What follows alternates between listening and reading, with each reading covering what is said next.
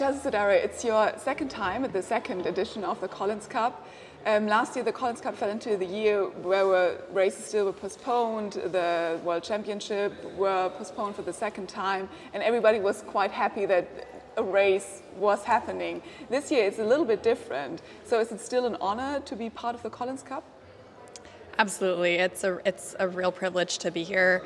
I think any time where you have to really qualify for an event, it adds extra significance and meaning, and especially when we get to represent our country or respective regions, it adds that little extra importance to our season. You know, we're competing for something greater than just ourselves, and so that's certainly some more motivation. So the special thing about the Collins Cup is that you race in teams, and some of your strongest opponents are your teammates. So how's it going in Team USA? How is the mood? Are you excited, and do you want to win this time? Yes, of course we want to win, and I think we have a really good shot. I don't think anyone's picking us, so you know, we have a little bit of a chip on our shoulder, but also there's no pressure on us, and I think that gives us a little bit of an added edge maybe. The really cool thing about triathlon is that most of the people in our sport are really nice people off the race course, and so it's easy for us to, you know, find that team chemistry when we unite as part of Team US. So the Collins Cup is only one of new races and race series the PTO is launching. Do you think that these new races and race series as the PTO Tour are adding to the attractiveness of triathlon? 100%. I mean, from my standpoint, it's making this a much more viable career for me. You know, we're really treated like real professionals at these races, and we're also compensated with prize money or appearance fees like professional athletes should be.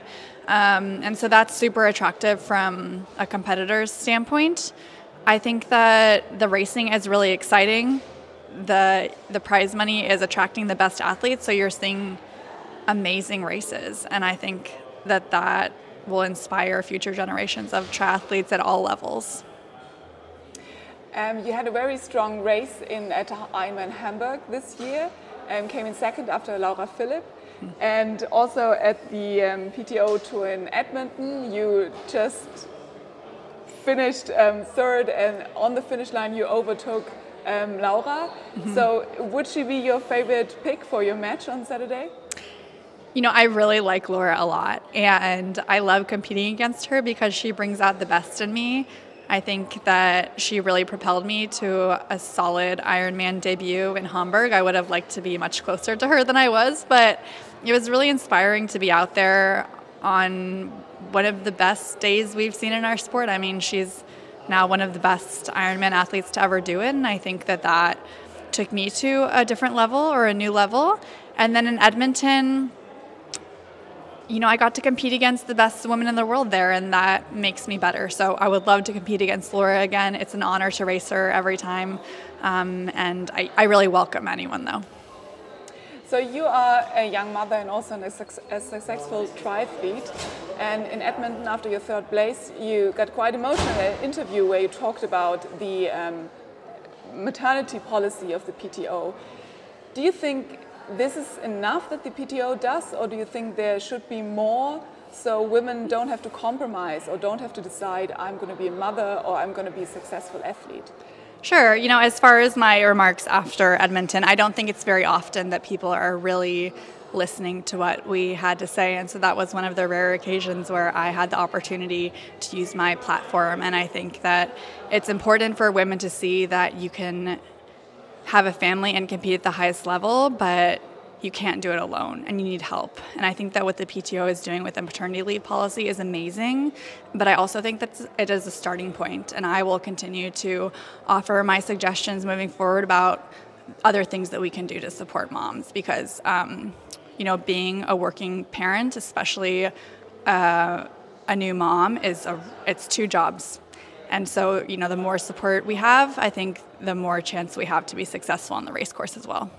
So would your advice be to a young woman who wants to be a mother but also wants to do sport, even on the age group side? Sure. I would say, you know, listen to your body and take your time, and also don't be afraid to ask for help. you should still have goals for yourself and your life outside of just being a parent.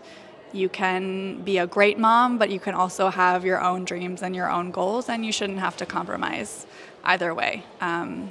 But you will need to find some support along the way to do that. So this year in Hawaii there will be 2 races, one for the women and a few age group men, and one for the men. Next year Ironman said a few days ago there will also be 2 races, one exclusively for women. Do you think this is the right step, also that the women's race is on Thursday and the men's race on Saturday? You know, we'll have to see how it all plays out this year. I think what's a little bit maybe frustrating from my perspective is that the marquee day is Saturday on the weekends. That's when people are home from work and able to tune in to any sort of coverage. And so it's maybe a little bit disappointing to me that the women aren't racing on the marquee day.